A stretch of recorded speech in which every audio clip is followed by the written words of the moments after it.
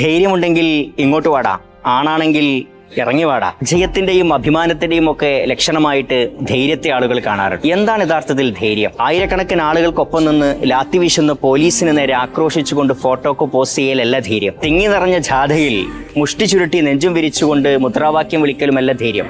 രാത്രിയിൽ ഒറ്റയ്ക്കിറങ്ങി നടക്കൽ മാത്രമല്ല ധൈര്യം. അബദ്ധം പറ്റിയ ഡ്രൈവറുടെ കോളറിന് പിടിക്കലുമല്ല ധൈര്യം. താൻ ഭയപ്പെടുന്ന, വിമർശിക്കപ്പെടുമെന്ന് ഉറപ്പുള്ള സദസ്സിലേക്ക് കയറി ചെല്ലൽ അതൊരു ധൈര്യമാണ്. രൂക്ഷമായി അസഭ്യം പറയുന്ന ഒരാളോട് പുഞ്ചിരിച്ചുകൊണ്ട് സംയമനത്തോടുകൂടെ മറുപടി പറയൽ അത് വല്ലാത്തൊരു ധൈര്യമാണ്. ബിസിനസ് നഷ്ടപ്പെട്ട് തകർന്നുകൊണ്ട് എല്ലാം അവസാനിച്ചെടുത്തുനിന്ന് അതിശക്തിയോട് തിരിച്ചു വരണമെങ്കിൽ നല്ല ധൈര്യം വേണം. ഉച്ചവരും മുടിയവരും എല്ലാം നഷ്ടപ്പെട്ടു പോകുമ്പോൾ തളരാതിരിക്കണമെങ്കിൽ അപാരമായ ധൈര്യം വേണം. താൻ സ്നേഹിച്ചവരും തന്നെ സ്നേഹിച്ചവരുമെല്ലാം തന്നിൽ നിന്ന് അകന്നു പോകുമ്പോൾ അവിടെ പിടിവിടാതിരിക്കണമെങ്കിൽ ധൈര്യം തന്നെ വേണം. തന്റെ രോഗത്തിന്റെ റിപ്പോർട്ട് നെഗറ്റീവാണെന്ന് അറിയുമ്പോൾ കണ്ണിൽ ഇരുട്ട് കയറി ബോധം പോകാതിരിക്കണമെങ്കിൽ അതിശക്തമായ ധൈര്യം വേണം. ഏറ്റവും പ്രധാനമായി താൻ ഭയപ്പെടുന്ന ആളുകൾക്ക് മുമ്പിലേക്ക് കയറി ചെല്ലലാണ് വല്ലാത്തൊരു ധൈര്യം. മരണം മുന്നിൽ കണ്ട സമയത്ത് ഉച്ചത്തോഴനായ സിദ്ദീഖുൽ അക്ബറിനോട് പ്രവാചകൻ പറഞ്ഞു, ഭയപ്പെടേണ്ട, നാഥൻ നമ്മോട് കൂടെയുണ്ട്. ഇത് ധൈര്യത്തിന്റെ പ്രതീകമാണ്. ധൈര്യം വർദ്ധിപ്പിക്കാൻ ഒരു വഴിയേ ഉള്ളൂ. താൻ ആശങ്കപ്പെടുന്ന, ഭയപ്പെടുന്ന സദസ്സുകളിലേക്ക്, വ്യക്തികളിലേക്ക് കയറി ചെല്ലുക.